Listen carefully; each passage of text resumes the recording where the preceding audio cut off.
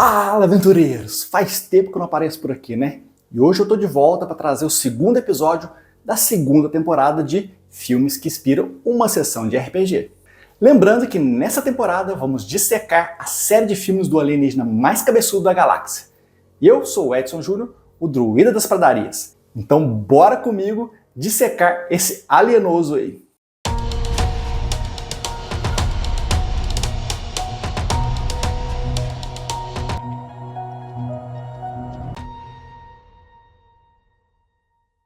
Como no episódio anterior, iremos trazer as histórias dos personagens deste filme, detalhar as criaturas que aparecem, falar sobre as curiosidades do filme e só então dissecaremos o mesmo, mostrando para vocês todas as entranhas possíveis na etapa que chamamos de spoilers. Mas antes eu quero mostrar uma das minhas relíquias alienosas, que é esse DVD aqui do Alien, o Oitavo Passageiro, com a versão do diretor, que eu ganhei na antiga revista 7, numa promoção no concurso cultural, onde a minha frase ficou entre as 3 melhores, e eu levei um kit, e esse kit continha o DVD do Alien, que eu tenho até hoje, essa relíquia aqui. Então, bora conferir, já de uma vez, a tripulação da nave desse filme?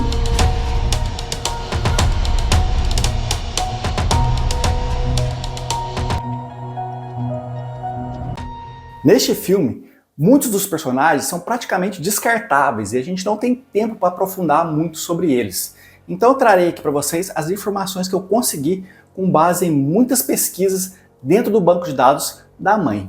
Rebecca Jordan, conhecida pela maioria das pessoas como Newt, foi a única sobrevivente do assentamento de Hadley Hope. Ela era a filha de Russ e Annie Jordan, e a irmã mais nova de Tim Jordan. Após a destruição da colônia pelos xenomorfos, Newt mostrou grande engenhosidade ao se esconder nos dutos que conhecia tão bem de suas brincadeiras com outras crianças. Ela coletou alimentos básicos e materiais para se manter viva até a chegada de ajuda.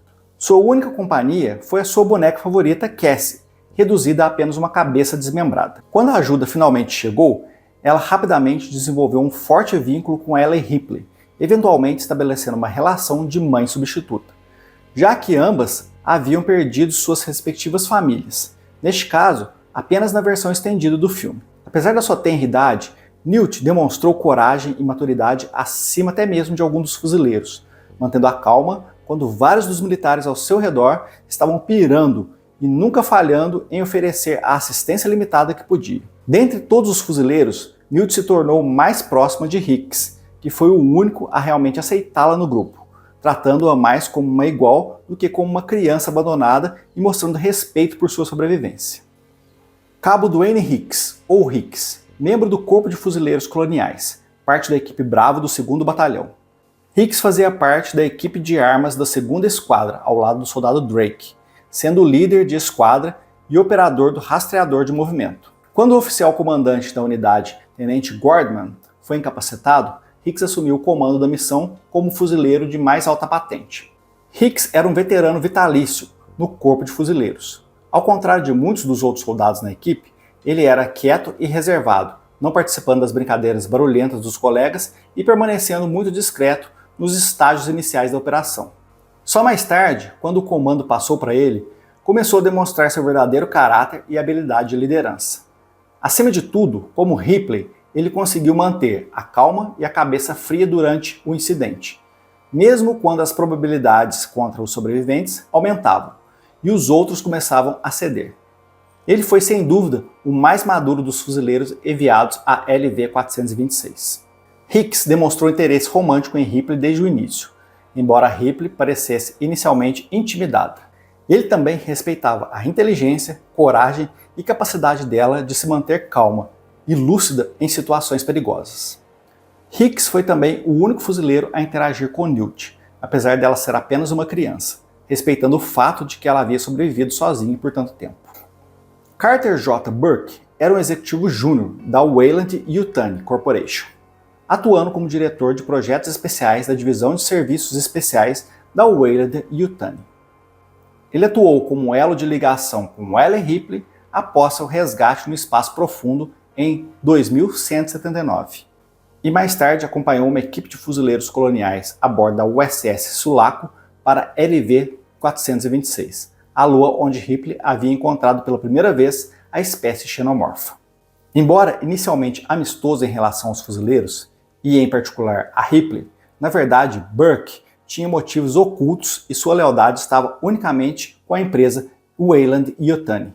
Suas contínuas conspirações contra a equipe da missão Sulaco foram eventualmente descobertas, e ele quase foi executado pelos fuzileiros sobreviventes por sua traição. A operação de Burke em LV-426 foi realizada sem o conhecimento de seus superiores. Apesar de suas tramas para promover os interesses corporativos da empresa, é claro que tudo isso foi feito unicamente para seu próprio benefício pessoal. A maneira como ele manteve em segredo o conhecimento sobre a nave abandonada em LV-426 de seus superiores após o tribunal de Ripley, optando em vez disso por enviar vários colonos para investigar por sua própria iniciativa, deixa claro que ele planejava uma descoberta para se promover profissionalmente. As decepções de Burke variaram desde manipular Ripley para que ela se juntasse à missão, prometendo que o objetivo era destruir os xenomorfos, quando claramente não era, até tentar ativamente impregná-la e a Newt com os xenomorfos para que um espécime vivo pudesse ser contrabandeado através da quarentena dentro delas. Ele estava até disposto a sabotar os criodutos dos outros sobreviventes para cobrir seus rastros. No entanto, quando suas mentiras finalmente se desmoronaram, ele se revelou covarde e fraco. E foi essa covardia que, em última análise, lhe custou a vida. Lance Bishop, um técnico sintético modelo 341B da Hyperdyne Corporation, designado ao 2º Batalhão Equipe Bravo. Ele atuava como oficial executivo a bordo da USS Sulaco e, como tal, fazia parte da unidade de combate enviada ao planeta LV-426 em 2179. Como técnico, Bishop não fazia parte do pessoal de combate da equipe, embora tenha usado suas habilidades não combativas para auxiliar na fuga dos sobreviventes da colônia. Como androide de modelo avançado, ou pessoa artificial, como ele preferia ser chamado, Bishop foi projetado e programado para imitar os humanos de uma maneira muito próxima. Embora também possuísse intelecto e reflexos inerentemente superiores, sendo capaz de criar suas próprias reações e situações.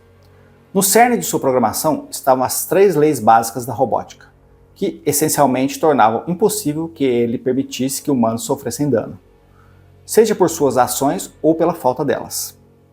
De fato, apesar de seu emprego nos fuzileiros coloniais, Bishop se considerava um total pacifista. O software comportamental de Bishop era tão apurado que ele conseguia emular emoções de forma eficaz e interagir com humanos em nível social, além de ser capaz de aprender e adaptar suas personalidades com base nas observações dos outros. No entanto, apesar de sua programação avançada, Bishop era marcado por uma inocência inerente que o diferenciava de seus companheiros humanos. Além disso, ele sofria de ocasionais falhas que denunciavam sua natureza sintética. Mesmo assim, Bishop preferia ser tratado como humano por aqueles ao seu redor. O soldado de primeira classe, William L. Hudson, era um técnico de comando do Corpo de Fuzileiros Coloniais. Hudson fazia parte da equipe de armas da primeira esquadra, junto com a soldado Vasquez. Ele também era o líder do esquadrão, embora o sargento Apone tivesse assumido o comando nominal durante a operação inicial em Handley Hope. Hudson era confiante e falastrão, sempre determinado a ter a última palavra, fosse uma piada ou em meio a uma situação desesperadora. Este comportamento frequentemente o colocava em confrontos verbais, tanto com seus superiores quanto com seus colegas. Ele era visto como o comédia da equipe, ao lado de Frost, sempre se comportando de forma atrevida ou fazendo comentários grosseiros quando possível. No entanto, a postura de Hudson, marcada por suas constantes bravatas, revelou-se irônica. Após a emboscada dos xenomorfos, ele rapidamente sofreu um colapso nervoso, tornando-se o completo oposto do badass que ele havia proclamado ser, apresentando-se histérico, frenético e paranoico. Apesar de sua falta de frieza, Hudson possuía certo grau de perspicácia, como quando previu corretamente que os xenomorfos poderiam operar como uma sociedade semelhante à das formigas, com uma única fêmea fértil controlando toda a colmeia. Hudson mantinha uma relação de amor e ódio com Vasquez, com quem tinha uma rivalidade amigável. Os dois constantemente discutiam e trocavam insultos, com Hudson geralmente provocando-a. No entanto, os dois trabalhavam bem juntos e minimizavam as brigas durante situações graves. Tenente Scott Gorman era o oficial comandante da unidade enviada ao planeta LV-426 a bordo da nave USS Sulaco em 2179. Gorman não era respeitado por seus soldados devido à sua inexperiência em campo, ficando incapacitado durante grande parte do incidente na colônia, o que deixou o comando nas mãos do Cabo Hicks. Ele era um oficial recém-formado e inexperiente, além de ser novo no comando da unidade. Sua falta de experiência e desinteresse em conhecer os soldados sob seu comando, que ele nem mesmo conseguia se lembrar os nomes, foram aspectos críticos para sua incapacidade de comandar eficazmente. No entanto, essas qualidades eram aparentemente exatamente o que a Weyland-Yutani desejava ao organizar para ele assumir a missão, provavelmente esperando que ele, inadvertidamente, os ajudasse a adquirir um espécime vivo ao causar o fracasso da missão. Gorman pareceu aceitar sua situação após recobrar a consciência dentro da colônia. Ele percebeu que não estava em posição de impor sua autoridade e praticamente abdicou do comando, tornando-se apenas mais um soldado. Soldado de primeira classe, Janet Vasquez foi uma operadora da Smart Gun do Corpo de Fuzileiros Coloniais. Vasquez fazia parte da equipe de armas da primeira esquadra, junto com o soldado Hudson. Ela tinha uma longa história com o operador de Smart Gun, soldado Mark Drake, e os dois compartilhavam uma relação próxima, provavelmente romântica. Vasquez tinha uma personalidade ousada e era confiante em relação às suas próprias habilidades, não escondendo o desprezo pelo relato da conselheira civil, tratando os xenomorfos como adversários insignificantes que não representariam problemas para a equipe. Em alguns momentos, Vasquez foi insubordinada, desobedecendo ordens diretas de seus superiores. Vasquez era muito próxima de Drake, com quem possivelmente teve um relacionamento físico, e os dois frequentemente treinavam juntos e encorajavam o comportamento desafiador um do outro, ao mesmo tempo que tinham uma relação de amor e ódio com Hudson, com quem mantinham uma rivalidade amigável. Os dois frequentemente discutiam e trocavam insultos, com Hudson geralmente iniciando as provocações. Apesar disso, Vasquez e Hudson trabalhavam bem juntos e evitavam brigas em situações sérias. O sargento Mor Alexander Al Apone era o oficial subalterno mais experiente da unidade de combate enviada ao planeta LV-426 a bordo da USS Sulaco em 2179. Apesar de um relacionamento por vezes conflituoso com algum dos fuzileiros sob seu comando, especialmente com o soldado Hudson, Apone era muito respeitado por seus homens.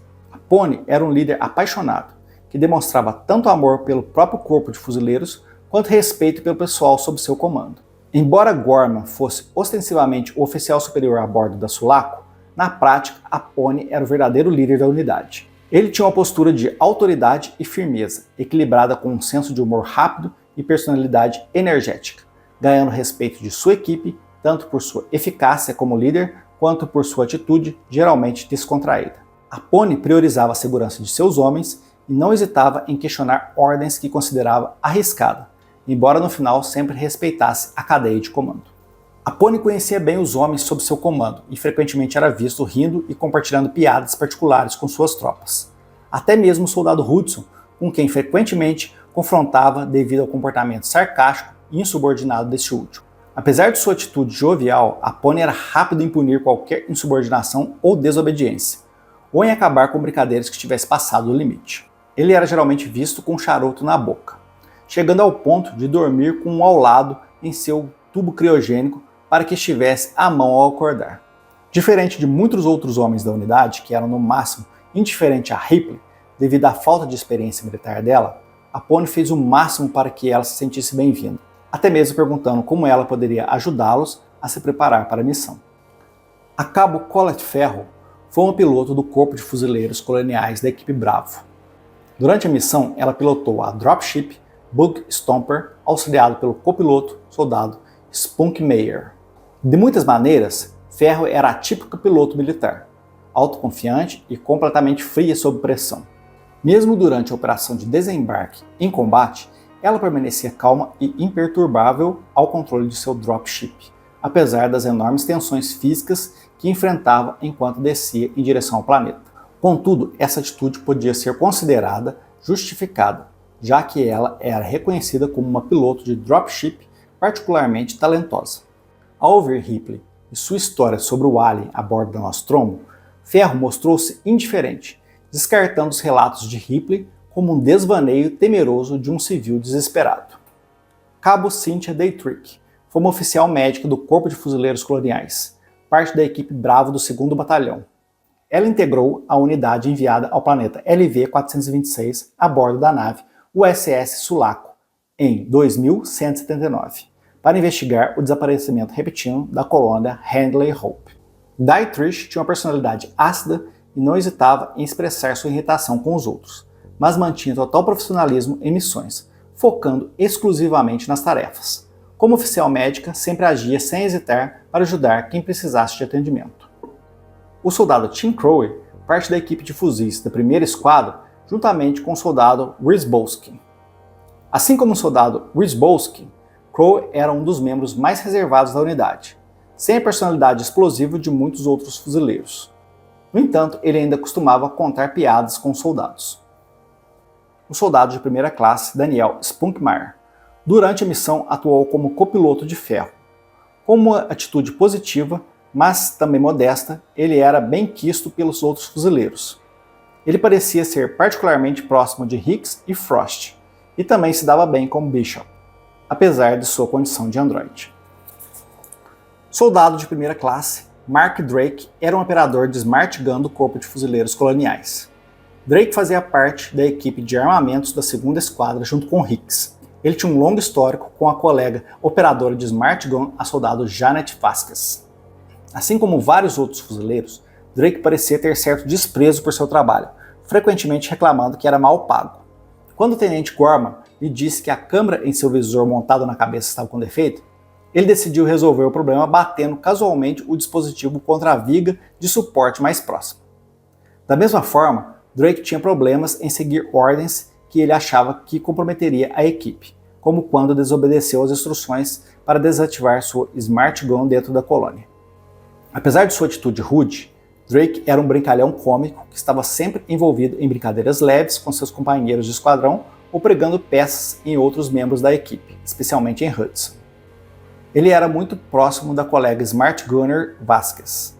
Os dois frequentemente eram encontrados treinando juntos e se encorajando em seu comportamento disruptivo, e podem ou não ter estado envolvidos em um relacionamento romântico.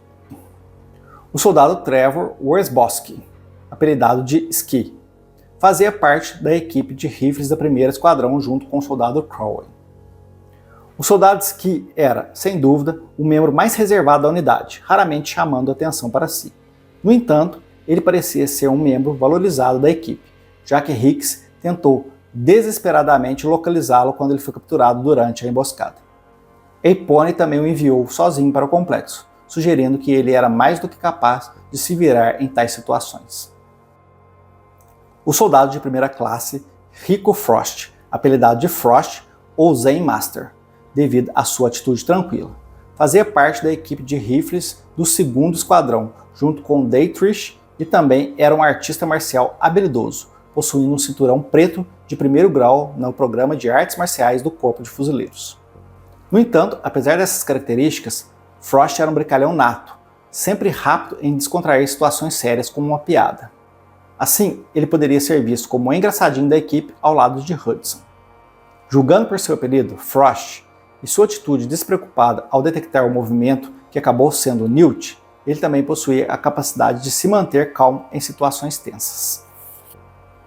E por fim temos Ellen Ripley, que neste filme sua personalidade ganha mais força e consistência.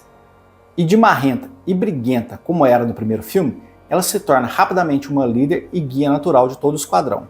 Assim, ela descobre ser capaz de extrema coragem, talvez nunca mais evidente do que quando ela entrou na colmeia de LV-426 sozinha para resgatar a capturada Newt. O relacionamento de Ripley com Newt era significativo, pois representava um reavivamento do papel maternal que Ripley perdeu quando foi informada que Amanda havia morrido no tempo que passou à deriva no espaço após a destruição do Nostromo. Cena esta que só vemos na versão estendida do diretor. Ripley e Newt formam um laço de mãe e filha que incentivou Ripley a continuar lutando. Os eventos em LV-426 também ajudaram Ripley a superar seu preconceito com relação aos sintéticos, chegando a ver Bishop como algo próximo de um amigo. Personagens humanos apresentados. Agora vamos aos personagens não humanos. Aqueles que apresentei no vídeo anterior sobre o filme número 1, como o Ovo, o Facehugger, o Chestbuster e os drones, não falarei novamente, mas caso queira conhecê-los, confira no card aqui em cima.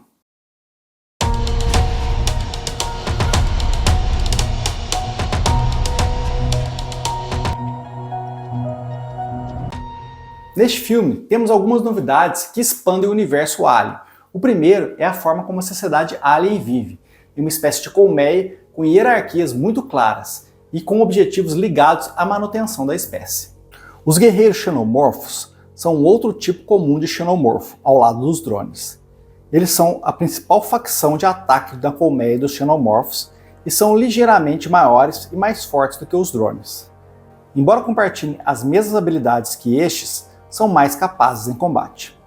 Uma das principais características do guerreiro que diferencia do drone é sua cabeça estriada, enquanto o drone possui uma cabeça lisa. O guerreiro é muito maior e eles são de cor preta e podem se camuflar em áreas escuras como suas colmeias. São incrivelmente fortes e sua cabeça estriada é forte o suficiente para derrubar oponentes. O guerreiro é perigoso até mesmo na morte. Se for atingido com uma arma de trauma físico forte, ele explodirá e molhará a área com sangue ácido. Se alguém entrar em contato com o sangue, sofrerá queimaduras muitas vezes fatais. Sua cauda termina em uma grande lâmina, e eles podem golpear e perfurar até a morte. Usam suas garras para escalar paredes. Mesmo assim, como a maioria dos xenomorfos, eles são suscetíveis ao fogo. Se forem incinerados até a morte, seu corpo será imediatamente reduzido a uma massa carbonizada. A melhor maneira de lidar com eles é usando armas convencionais com um poder de fogo equivalente no mínimo ao de um rifle de pulso MA-41A e armas baseadas em chamas, mantendo uma distância segura, já que combate corpo a corpo é desaconselhável. O guerreiro xenomorfo demonstra ser bastante inteligente. Ele pode cortar a energia em bases inimigas e armar armadilhas para o inimigo. Também foi mostrado que eles têm consciência de seu sangue ácido, e podem nadar na água como um crocodilo, com os braços ao lado do corpo.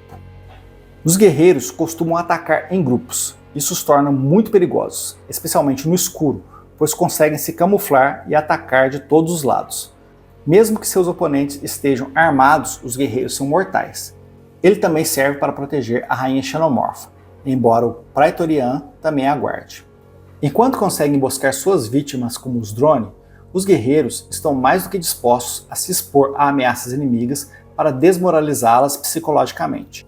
E, se possível, expô-las a seu sangue ácido, uma vez que estão perto o suficiente. Uma tática suicida que, considerando o custo da vitória sobre as forças inimigas, vale a pena.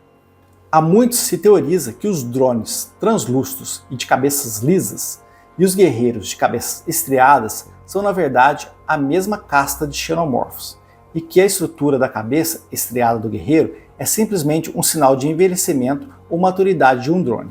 Nos comentários do elenco e da equipe de Aliens, James Cameron confirma o conceito de envelhecimento, afirmando que os xenomorfos guerreiros em seu filme foram de fato concebidos para serem drones amadurecidos. A mudança de design foi originalmente implementada porque Cameron estava preocupado que a peça de cabeça lisa no design do filme original pudesse se quebrar ou ser danificada durante o aumento de acrobacias exigidas dos trajes de xenomorfos em Aliens. Como resultado, ele simplesmente removeu a cobertura lisa das cabeças, expondo as cristas abaixo. As rainhas xenomorfas, ou Alien Mãe, são as variantes maiores e mais inteligentes em cada colmeia de xenomorfos. Elas são geralmente as mães de todos os drones e guerreiros, já que são as únicas que põem ovos. Uma rainha também é conhecida como rainha alienígena ou mãe alienígena. As rainhas são muito maiores do que os drones e guerreiros. Elas medem aproximadamente entre 4,5 e 6 metros de altura. Possuem conjunto de braços duplos e são construídas de maneira mais semelhante a um dinossauro terópode do que de um humanoide. Também tem uma caixa craniana muito maior do que a média dos adultos, protegida por uma grande crista acima de suas cabeças. Possui uma cauda ligeiramente mais forte que pode usar para atacar, junto com seus membros ou mandíbulas internas, como demonstrado na batalha climática com Ripley. Devido a seu tamanho imenso, são extremamente fortes. Cada rainha regula toda a colmeia, e é possível que a colmeia não sobreviva sem ela. Geralmente, estão aninhadas profundamente dentro da colmeia, protegida por guerreiros como uma rainha de formigas, que não deixa a câmara de ninhos de uma colmeia. Outra característica bem conhecida é o imenso ovopositor do torso inferior da rainha, que é responsável pela criação de ovos. Ela pode se desprender do ovopositor em uma emergência e regenerará um novo quando o perigo passar. As rainhas têm uma grande capacidade de relacionar causa e efeito e de fazer observações e deduções, permitindo-lhes uma compreensão rudimentar da tecnologia, assim como alguns primatas. Por exemplo, o uso do elevador pela rainha em LV-426. A rainha também é considerada a casta mais forte dos xenomorfos, capaz de lutar de igual para igual contra Ripley e um Power Loader. As rainhas parecem ser mais resistentes a danos do que o resto da colmeia. Enquanto uma rainha é a líder primária de uma colmeia, isso não significa que elas sejam os únicos governantes supremos de sua espécie, já que algumas rainhas podem se transformar em seres mais fortes e rainhas regulares a seguirão. Esses seres são imperatrizes que lidam com múltiplas rainhas que habitam uma colmeia, e mães rainhas que gerenciam as atividades das imperatrizes. E agora que vocês foram oficialmente apresentados a todos os protagonistas do filme, bora conhecer algumas curiosidades na produção deste clássico dos cinemas.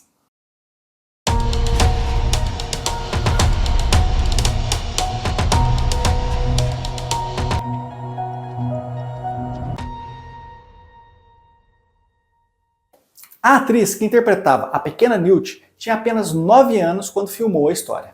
Americana, ela morava com os pais na Inglaterra, mas nunca mais trabalhou como atriz, tornando-se professora. Carrie encarou tudo como uma brincadeira. Na cena em que ela tem que deslizar por um tubo, ela dava um jeito de estragar a tomada para que tivesse como escorregar novamente pelo tubo.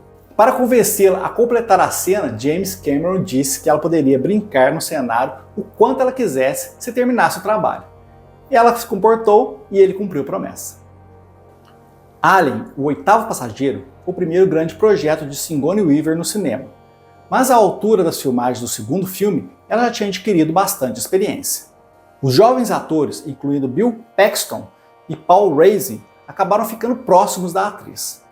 Ela até desenvolveu um ritual, entregava um buquê de flores para o intérprete do personagem cuja morte fosse filmada naquele dia. Hazer, que interpretou Burke, porém ganhou um buquê de flores mortas. Os gritos dos aliens eram guinchos modificados de babuínos. A grande vilã do filme, a Alien Mãe, necessitava de 14 a 16 operadores para fazê-la funcionar. E se você quer conhecer um dos ovos de Alien que foi mostrado no filme, ele se encontra em exibição no Instituto Smithsonian, complexo de museus em Washington. Nenhum dos modelos da nave original Narcissus, que é aquela nave de fuga por onde Ripley sai e onde ela começa nesse segundo filme, foram encontrados. Os designers tiveram que assistir ao filme original e refazer a nave e seu interior a partir das cenas desde o início. O compositor James Horner entrou em atrito com James Cameron muitas vezes na pós-produção do filme por ter tido pouco tempo para trabalhar na trilha sonora. O próprio cineasta fez cortes para que a trilha coubesse na sua edição. Horner achou que jamais trabalharia com o diretor novamente, mas acabou fazendo a trilha de Titanic em 1997 e de Avatar em 2009. E dá para perceber que os compositores têm um histórico de atrito com os diretores de Alien. E apenas 6 fantasias de Alien foram utilizadas, nada mais do que um punhado de látex aplicado sobre colãs para garantir a mobilidade dos intérpretes. Dançarinos e dublês compuseram o exército de alienígenas. Manequins de mais de 2 metros de altura também foram base para os inimigos em cenas mais violentas. A edição e a iluminação fizeram com que parecesse o exército que vemos na tela. Todos os atores que interpretaram soldados, com exceção de Michael Bynes, que substituiu James Hammer quando as filmagens já haviam começado, foram treinados 2 semanas pela SAS, a unidade de elite da Grã-Bretanha. Apenas Sigourney Weaver, Paul Raci e William Hope não participaram por escolha de Cameron, que queria que o trio parecesse deslocado em relação à tropa. A protagonista não teve que carregar a atriz Carrie Ann o tempo todo. A produção fez um boneco em tamanho da menina para que não exigisse tanto da atriz que ainda tinha que carregar as armas. Sigourney Weaver tinha uma visão bem-humorada do número de coisas que ela tinha que fazer durante as cenas, e assim ela deu o apelido a si mesma de Rombolina. As cenas exigiam treino e tiros diários. Uma combinação de leite e iogurte que o androide solta pela boca quando é atingido pela rainha Alien causou uma intoxicação alimentar no autor Lance Henriksen. Os líquidos foram expostos a altas temperaturas do estúdio e acabaram estragando. Assim como a maioria dos filmes, Alien: O Resgate não foi rodado em sequência. Para adicionar um toque de realismo, entretanto, Cameron rodou a sequência em que conhecemos os fuzileiros navais, uma das cenas iniciais do filme, por último. A ideia era aumentar a camaradagem entre os oficiais e deixá-la mais crível, levando em conta que os atores já haviam trabalhado muitos meses juntos. De acordo com Bill Paxton, que viveu o soldado Hudson, ele improvisou grande parte de suas falas, incluindo "fim de jogo, cara, fim de jogo". E a famosa frase "estamos em um elevador expresso para o inferno" foi provavelmente improvisada também, visto que não aparece nos roteiros originais do filme. A rainha dos xenomorfos era grande demais para caber no elevador. Para a sequência em que ela é vista lá, seu rabo foi removido e mesmo assim os técnicos tiveram que abrir parte de trás do elevador para acomodá-la. Efeitos de fumaça, luz mais escura e uma cortina preta foram elementos utilizados para impedir que o público visse o que acontecia. O orçamento para o design de produção estava quase acabando quando chegou o momento de rodar a sequência da câmara do hipersono a bordo da Sulaco. Cada câmara custava aproximadamente $4.300, significando que eles poderiam construir apenas 4. Peter Lamont, designer da época, teve a tarefa difícil de contar isso a Cameron, mas ele criou um artifício inteligente. Um jogo de espelhos e de ângulos de câmeras deu a sensação de que haviam 12 câmeras no local, em vez de apenas 4. Cameron não estava nem um pouco impressionado com a edição de Ray Lovejoy, realizada para o filme, e chegou até mesmo a considerar demiti-lo e substituí-lo por Mark Goldblatt, com quem havia trabalhado em O Exterminador do Futuro. Ao ouvir isso, Lovejoy se trancou no estúdio de edição durante um final de semana inteiro e reeditou o filme por completo, apresentando a versão final ao diretor, que ficou bastante feliz com o resultado. Eventualmente, Lovejoy seria indicado ao Oscar de melhor maquiagem por seu trabalho. Viu como um pouco de incentivo muda tudo? Weaver se recusou a ter qualquer informação de processo de criação da rainha, para manter o personagem real em sua mente. Enfim, é muita curiosidade, eu trouxe 17 aqui para vocês, e tem muitas outras mais, porém a gente ficaria aqui falando sobre as curiosidades de Alien o vídeo inteiro. E agora chegou a hora de destrinchar o filme como um Alien faria com suas vítimas, e compararmos o mesmo com uma sessão de RPG. E aí, estão prontos? Então, bora lá!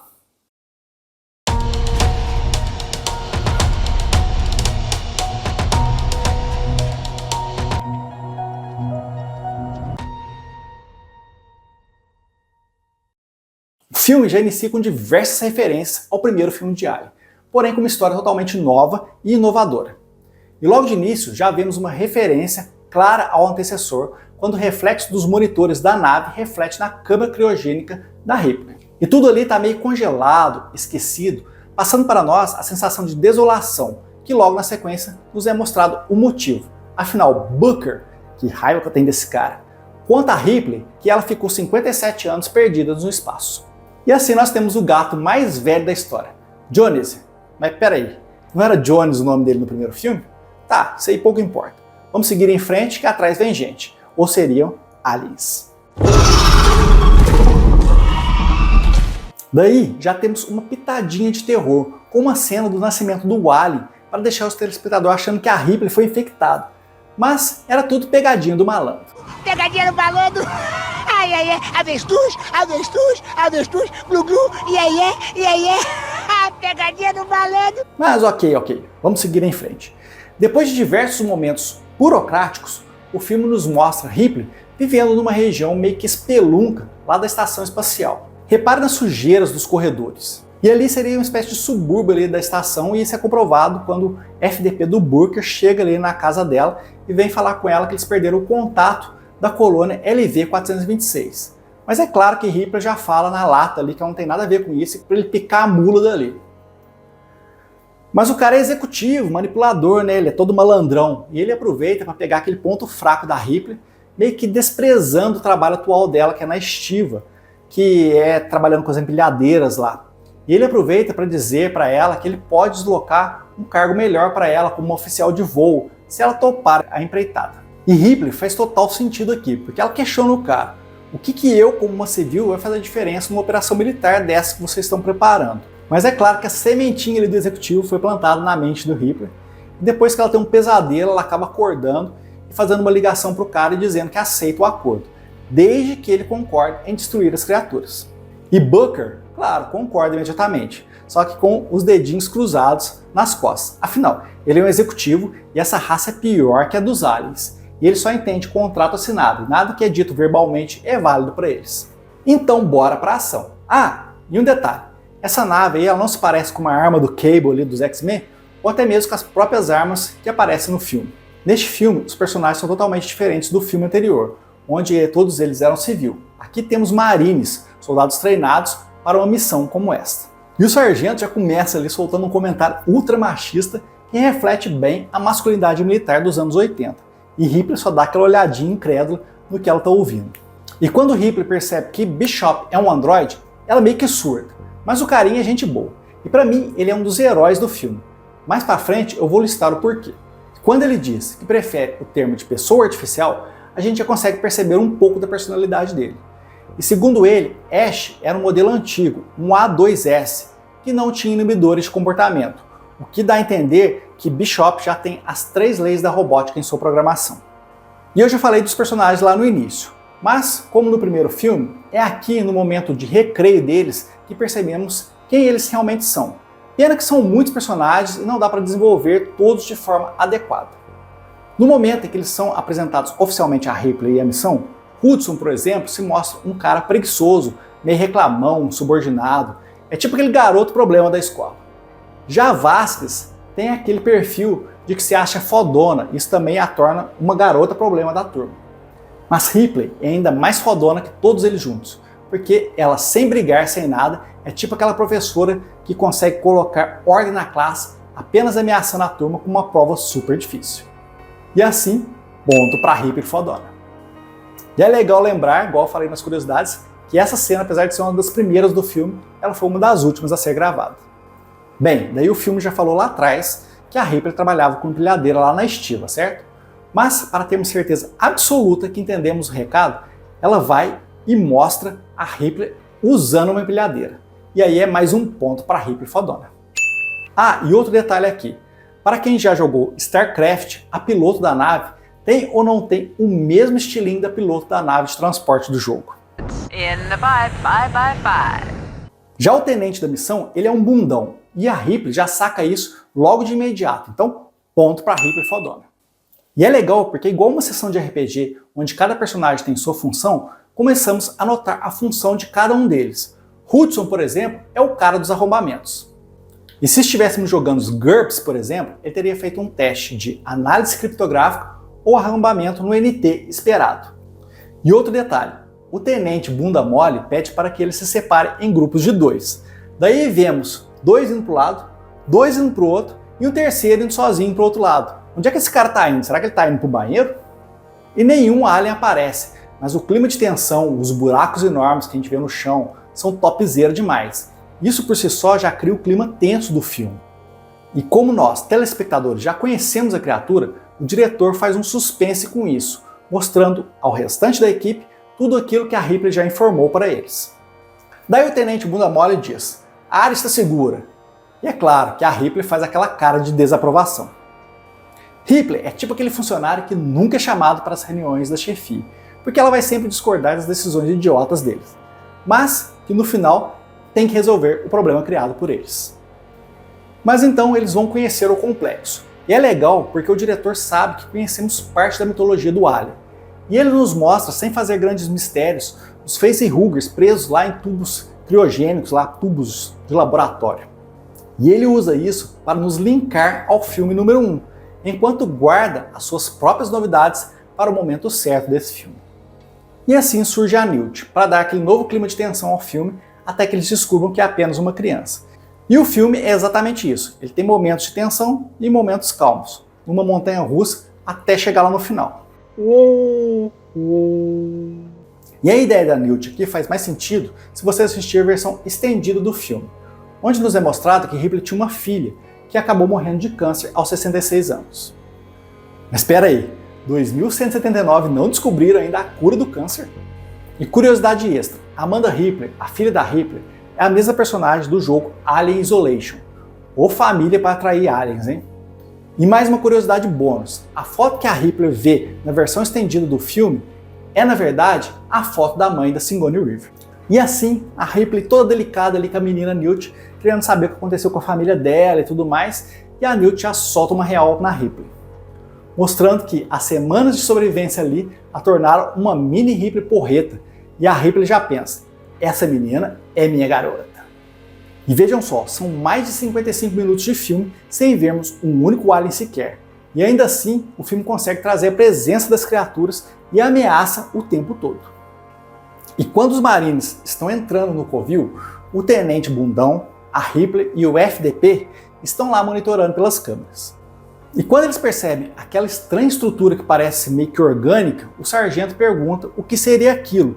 E a Ripley responde que não sabe, pois lá no filme número 1 ela não estava na equipe quando entrou na nave caída e ela não viu esse tipo de estrutura. E a Ripley mostra que entende muito mais da missão do que o próprio Tenente Bundão, pois ela que percebe onde os soldados estão e questiona se o tipo de munição que eles estão usando não poderia desencadear uma reação nuclear em cadeia debaixo do reator. E isso é ponto para Ripley fodona. E daí, o encontro com os aliens é foda demais. Primeiro, eles encontram um dos colonizadores vivos no momento em que um alien nasce de dentro dele e acaba sendo torrado por um lança-chama. Isso desperta a colmeia, mas tudo que eles conseguem perceber são sensores de movimento.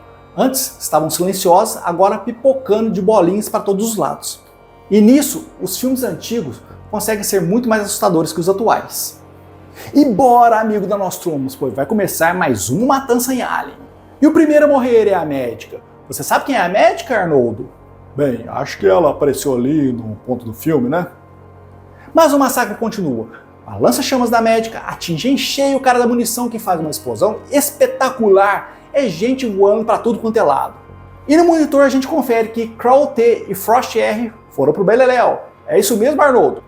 Parece que o time dos Marines não está bem nessa partida. Mas o time dos Marines mostra que ainda tem fôlego e começa a pregar fogo nos alienosos. Mas os alienosos estão jogando em casa e o capitão do time dos Marines, o sargento Apone, está perdido com as informações que o técnico envia para ele. E aqui, meu amigo, não é jogo para ficar perdido. Assim, Apone também é enviado para o banco dos falecidos.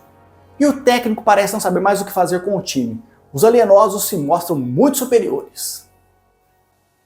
E para resolver a situação, enquanto o tenente está ali paralisado, meio que em choque, Ripley vai lá, pega o volante do tanque para buscar os sobreviventes numa das cenas mais alucinantes de toda a franquia Alien em geral.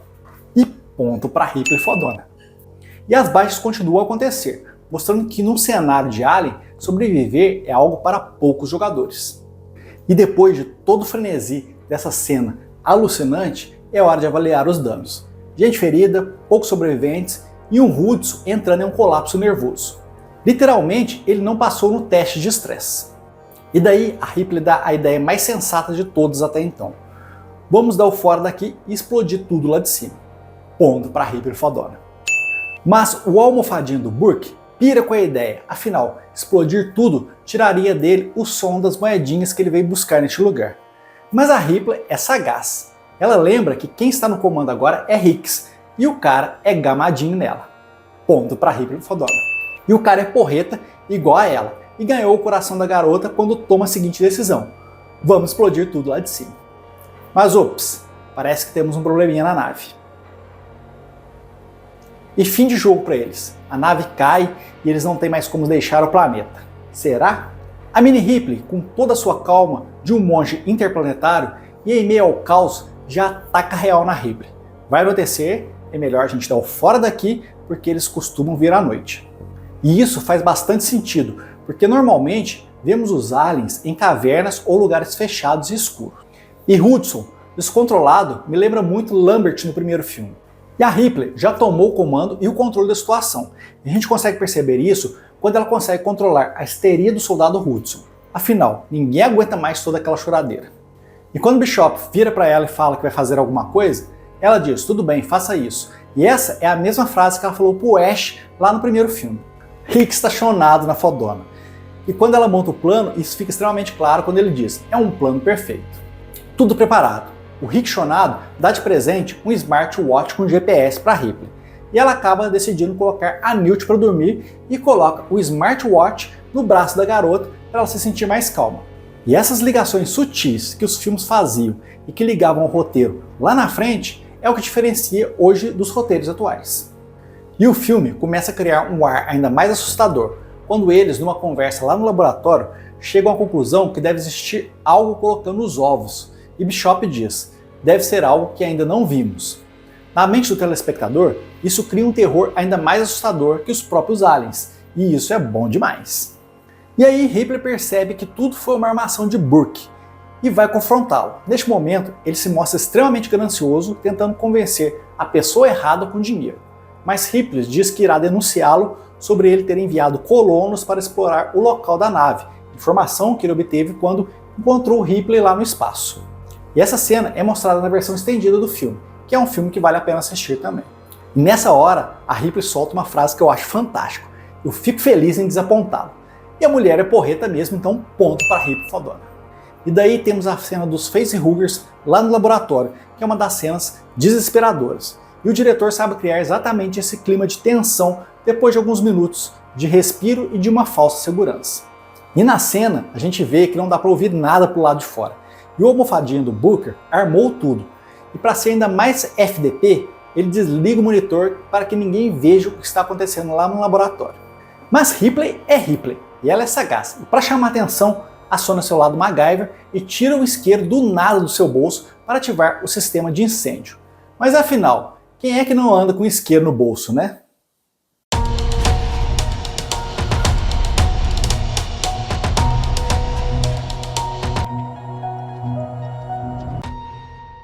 E eu acho que o mestre faltou explorar um pouco mais essa cena do laboratório. Por exemplo, usando o sangue ácido das criaturas para corroer o chão, atingir uma fiação, por exemplo, e zicar ainda mais as coisas. Mas nem precisa, pois a partir de agora o filme entra num frenesi caótico de ação sem fim. A começar pela invasão de Alien no complexo, quando o sensor de movimento de Vasquez e Hudson começa a mostrar que as criaturas estão dentro da sala lacrada, e é um momento de pura tensão e adrenalina. E quando eles descobrem que as criaturas vieram por cima, é muito massa toda a cena. Mas confesso que achei que foi uma extrema burrice estratégica lacrar tudo e não pensar que as criaturas poderiam mover por cima, já que a Ripley viu o Alien usar dutos lá dentro da Nostromo para se mover. Mas afinal, isso foi há 50 anos atrás, vai que ela esqueceu, né? E a cena daquele bando de aliens invadindo o local é assustadora, mas a morte de Burke é um momento reconfortante para nós, e neste momento, confesso que eu torci para o Alien ali. E as baixas começam a acontecer. Primeiro é o Hudson, que entra no modo Berserker lá de combate e acaba sendo arrastado para dentro dos túneis. E é importante reparar na música nesse momento. Ela gera todo o clima de tensão na cena. E isso é muito cinema daquela época, onde a trilha sonora era parte dos efeitos especiais do filme. E aqui conhecemos uma habilidade nova do Alien que não é mostrada no primeiro filme. A habilidade de arrebentar com portas de aço com o seu cabeção.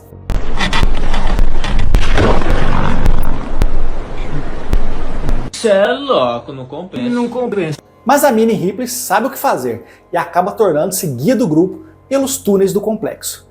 Ela é tipo aquela personagem do mestre, um personagem simples, que não pode entrar em combate, mas colocada ali para salvá-los com informações nos momentos mais críticos. E quando chegamos na cena de Vasquez e Gorman, quando Vasquez, ferida, acaba ficando para trás, Gorman volta para buscá-la.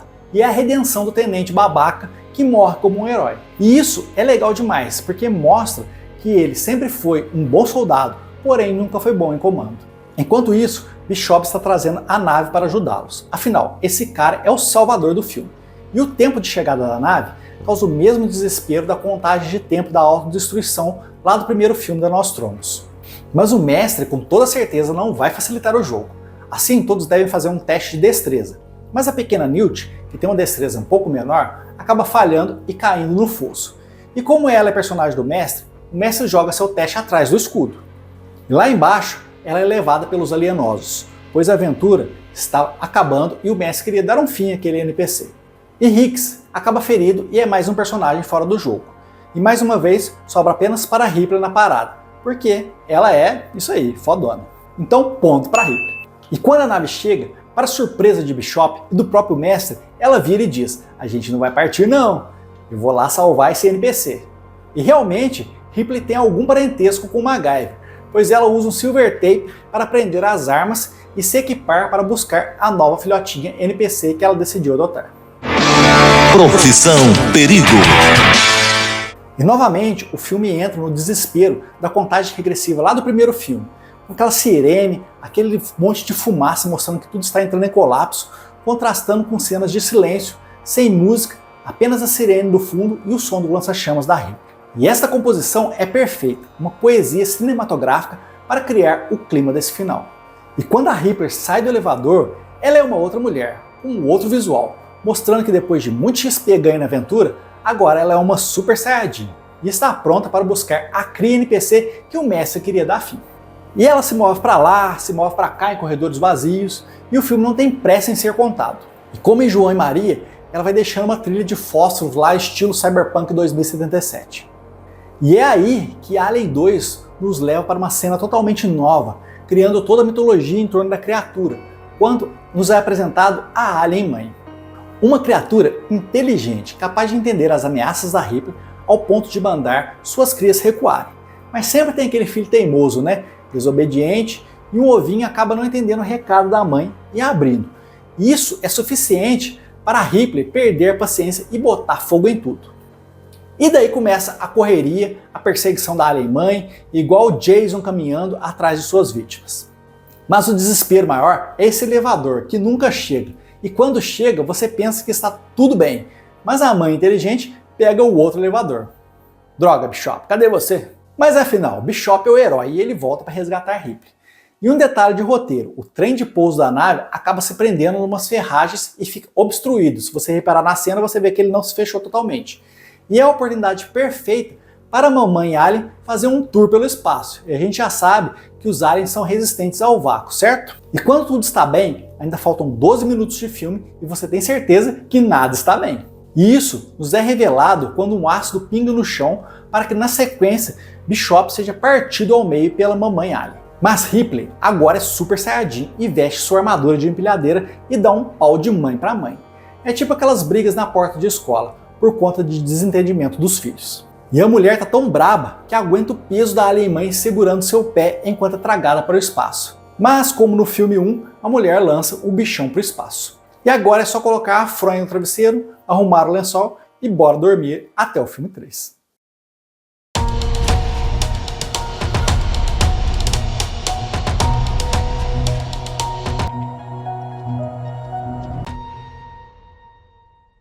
O filme em si já é uma aventura, né? Com essa premissa de que uma colônia perdeu o contato e os marines que são enviados até o local para resolver isso. Mas isso pode ser usado em, por exemplo, naves perdidas também, que podem perder o contato e marines, os jogadores, devem verificar o que está acontecendo. Enfim, o plot do filme Alien 2 com certeza é um dos mais utilizados nas mesas de RPG com essa temática por aí. Bem, esse foi o segundo filme da nossa segunda temporada, depois de um tempão ausente. Espero que vocês tenham gostado. Se vocês gostaram, não se esqueçam de deixar o like aqui e deixar um comentário também, pois isso ajuda demais o canal, além de compartilhar com seus amigos. Agora, se você não gostou, eu espero que um facehugger grude na sua cara. Um forte abraço, até a próxima e até o controverso Alien 3.